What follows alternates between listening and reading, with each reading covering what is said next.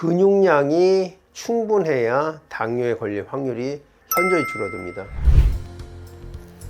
안녕하세요. 몸신의 한의사 한진우입니다.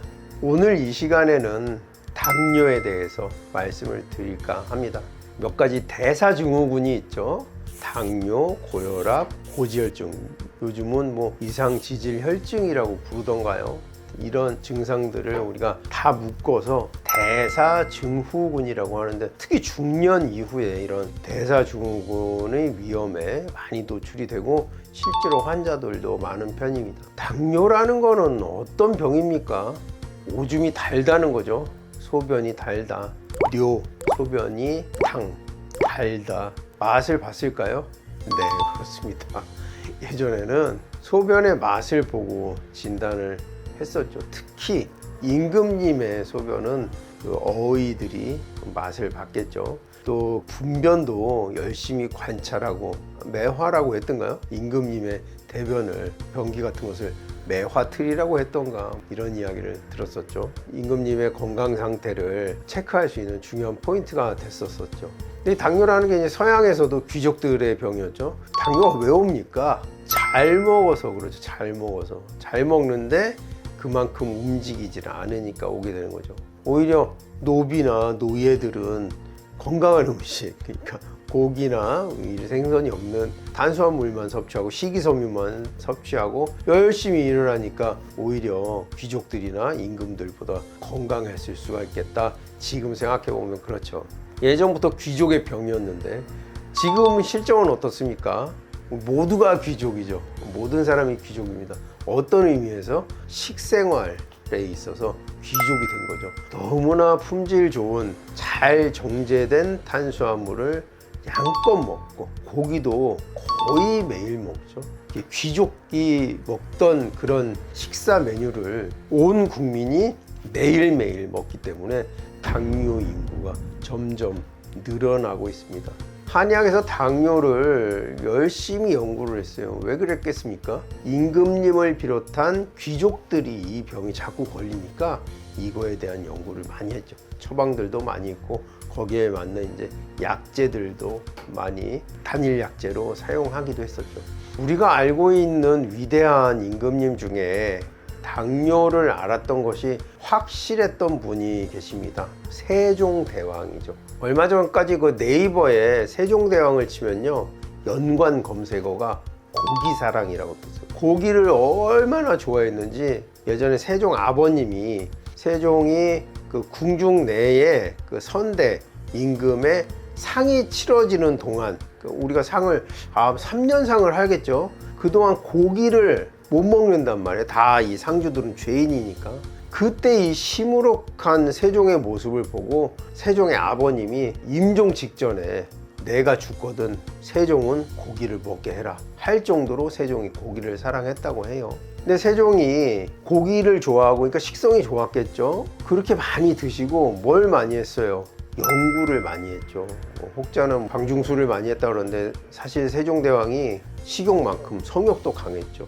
후궁들도 많고, 자식이 19분인가 29분인가 하여튼 후궁도 많고 자식도 많고, 그러니까 연구하고 먹고 성생활하고, 이게 세종의 어떤 일과의 전부라고 볼 수 있었던 것 같아요. 그리고 바로 잠에 든다든지, 그러니까 불건강한 생활을 계속했기 때문에 결국에 당뇨가 왔고, 당뇨가 왔을 때 또 각종 피부 질환이 생겨요. 종기, 양이라고 하는데 창양 같은 그런 질환들이 많이 있어요. 부스럼, 피부가 같은 곰고 그걸 맨날 짜내고 막 이랬다는 기록도 있고, 그래서 온천을 즐겼다고 해요. 피부가 안 좋으니까. 그런데 나중에 결정적으로 당뇨 합병증으로 시력 감퇴, 그래서 시력을 거의 잃게 됩니다. 내가 눈이 보이지 않는다, 이런 것이 그 실록의 기록으로 여러 차례 나와 있습니다. 그래서 세종대왕이 당뇨를 알았고 그 후유증으로 피부 질환과 시력 상실이죠. 결국에는 거의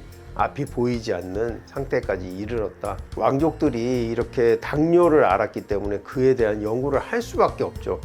이들은 소갈증이라고 했는데 뭐냐면 입이 자꾸 마르죠. 상소, 중소, 하소에서 입이 마르고 자꾸 배고프고 소변은 자주 보고, 다음 물을 많이 마시고, 다식 식사를 많이 하고 다뇨, 소변을 많이 보는 이 3다 현상을 우리가 소갈증의 대표 증상으로 보고 기록하고 치료했던 기록들이 있는데요.